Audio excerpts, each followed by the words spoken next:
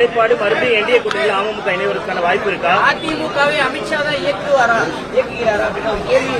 அதை பத்தி எனக்கு தெரியாது. அம்மா மக்கள் முன்னேற்ற கழகத்தை அம்மாவின் தொண்டர்கள் தான் இயக்குறாங்க. வேற என்ன கேள்வி கேட்டீங்க? தேசிய ஜனநாயக கூட்டணியில நீங்க இணைவதற்கான வாய்ப்பு மீண்டும் இருக்கா? இல்ல இல்ல, பழனிசாமி அவர்கள் முதலமைச்சர் வேட்பாளராக தேசிய ஜனநாயக கூட்டணியில அவர் இருக்கின்ற வரை அம்மா மக்கள் முன்னேற்ற கழகம் அதில் இடம்பெறுவதற்கு வாய்ப்பே இல்லை. திருப்பரங்குன்றம் விவகாரத்தை நீங்க எப்படி பாக்குறீங்க? அதாவது அம்மா மக்கள் முன்னேற்ற கழகம் என்பது அம்மாவின் வழியில செயல்பட்டுக் கொண்டிருக்கின்ற இயக்கம்.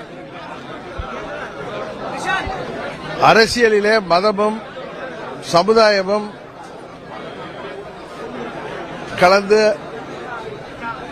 அரசியலுக்காக மதத்தையும் ஜாதியையும் கையில் எடுக்கின்ற இயக்கம் அல்ல அம்மா மக்கள் முன்னேற்ற கழகம்.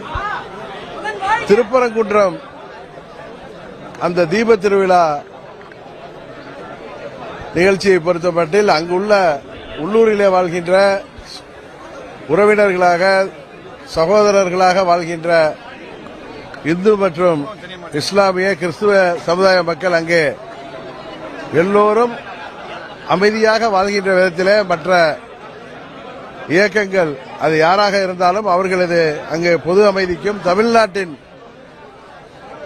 பொது அமைதிக்கும் மத நல்லிணக்கத்திற்கும் இடையூறு வருகின்ற விதமாக எந்த ஒரு அரசியல் கட்சியோ அல்ல அமைப்போ செயல்படக்கூடாது என்பதுதான் அனைத்து தமிழ்நாட்டு மக்களின் விருப்பமும். ஏனென்றால் தமிழ்நாடு ஜாதி மதங்களை எல்லாம் கடந்து இங்கே வாழ்கின்ற அனைவரும் எந்த ஒரு பேதமும் இன்றி சகோதர சகோதரிகளாக வாழ்ந்து கொண்டிருக்கின்றோம்.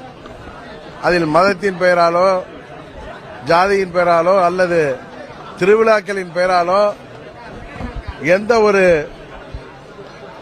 இடைஞ்சலையும் யாரும் ஏற்படுத்துவதை தயவு செய்து தவிர்த்துவிட வேண்டும். தமிழ்நாட்டு மக்கள் இதுபோன்ற அரசியலை உறுதியாக ஏற்க மாட்டார்கள். அதனால் தமிழ்நாடு தொடர்ந்து அமைதி பூங்காவாக திகழ வேண்டும் என்பதுதான் அம்மா மக்கள் முன்னேற்ற கழகத்தின் நிலைப்பாடு. அதிமுக பிரிஞ்சு போனவங்க இது நீங்க அண்ணன் செங்கோட்டையன் அவர்கள்ட்ட கேட்கறது தான் நன்றாக இருக்கும்.